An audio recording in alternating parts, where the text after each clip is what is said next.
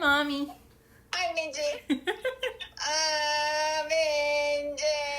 How do you make your 미역국? Because I'm following a different recipe, but I want to see if it's different than yours. 5 minutes, 10 minutes? 근데 미역은 주레인 한 다음에 그걸 이렇게 촉촉촉 좀 쓸어 먹기 좋게. 갈릭 잡혀서 그거 넣고 그다음에 물 집어넣고 끓여. 같이 이렇게 보글보글 끓여갖고 맛을 보아갖고 싶으면 먹으면 되는 거야. Okay.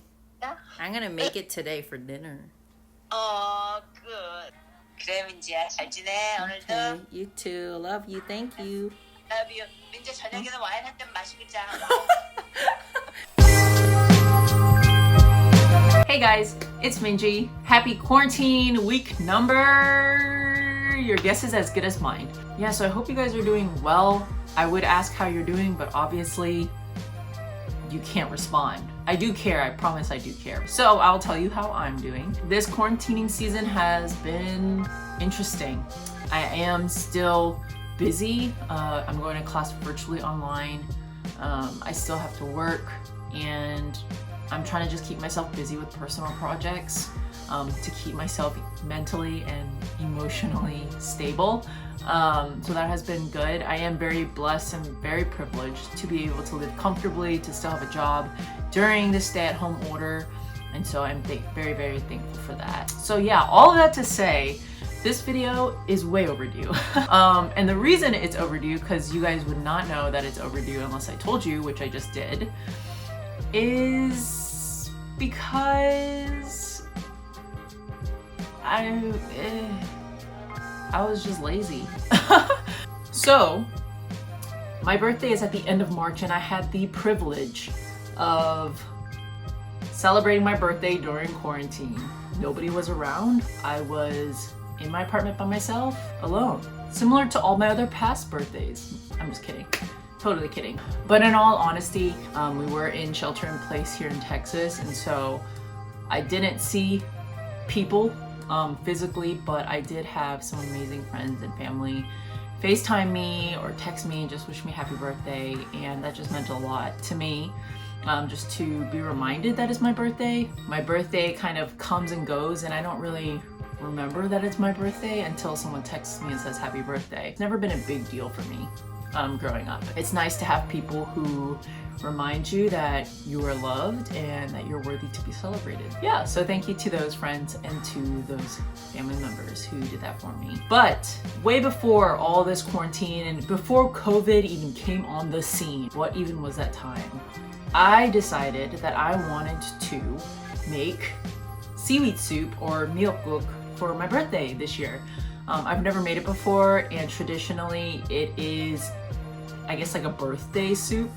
Where that comes from is, I guess traditionally seaweed soup is really great food for postpartum. When you give birth, it ain't easy. If you have a mother, if you have a partner who has given birth, tell them thank you and let them know that you are so grateful for the work that they have done.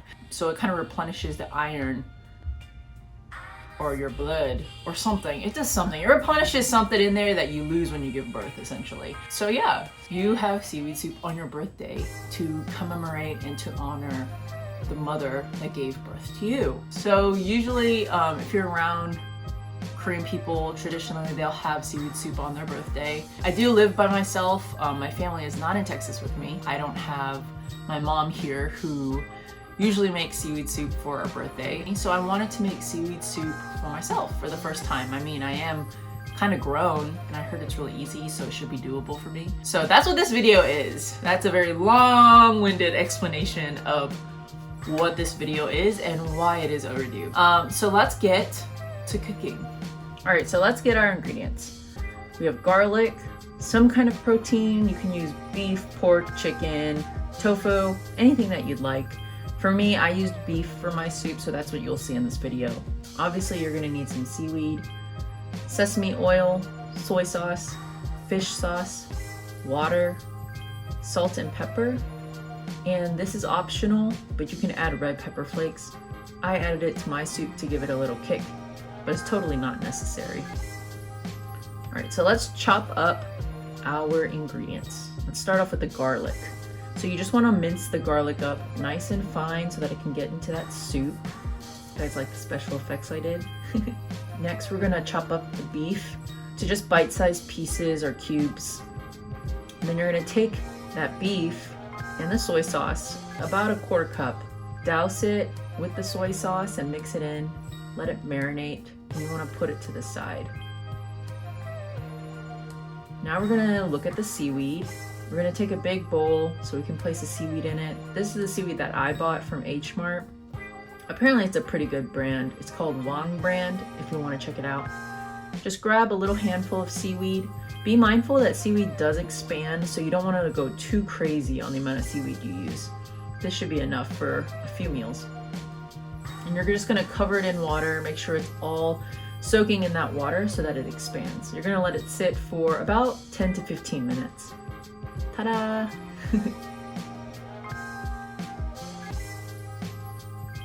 As you can see, it expanded, but it is really long and probably really inconvenient to eat.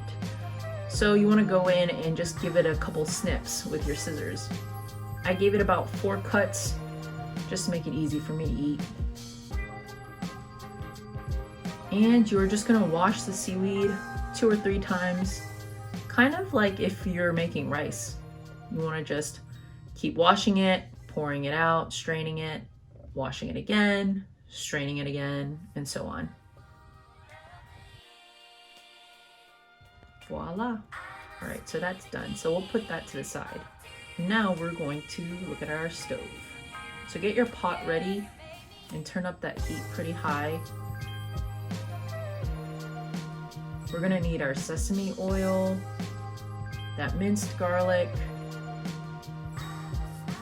and our marinating soy sauce beef. So you want to add that sesame oil to the pan and let it heat up a bit. You don't want to be like me and wait too long for that pot to heat up, or else you'll get slapped by the garlic when you add it in, like I did. But you just want to cook that garlic up a little bit until it's kind of translucent, and then you're going to add the beef to it. So you're going to mix all that up and let that cook for a little bit in the pot.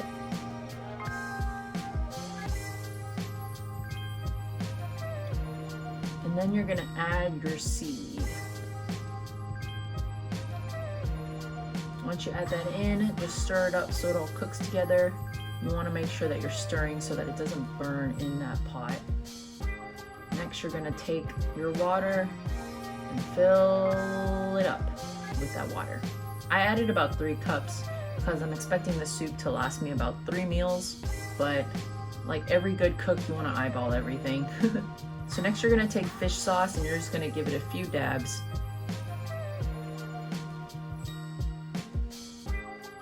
And mix the soup up once again, and you are just going to cap it, and you're just going to let it boil. The boiling is really important because that's what's kind of going to incorporate everything that you just stuck in that pot. So you do want it to boil for a bit.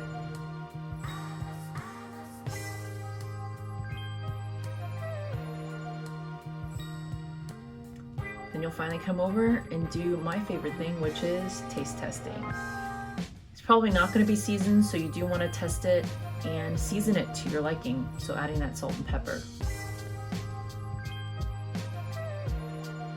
Once you do get it to a place that you like it, this is where you can add the option of adding in red pepper flakes, which is what I do. Honestly, I add red pepper flakes to almost every meal that I make because I always love a little kick. So you'll add that in, stir it up, and you're ready to serve.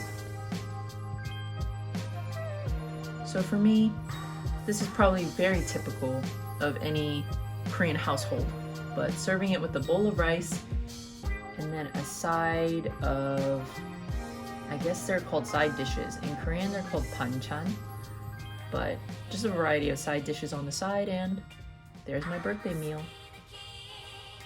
That's how you make seaweed soup. You can obviously tell I'm wearing very different clothes than when I was cooking. I did make the seaweed soup on my birthday, and I recorded it on my birthday. But editing it, adding the intro, doing the outro, all that kind of stuff is what took me weeks. The dish should have taken maybe like 40 minutes to make. But recording it and getting all these shots and trying to get these different angles, I was trying to be like super artsy fartsy or whatever. It was so extra.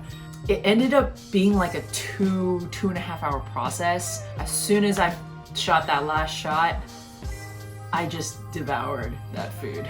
But yeah, so that's how you make seaweed soup or myeokguk. Thank you so much for watching.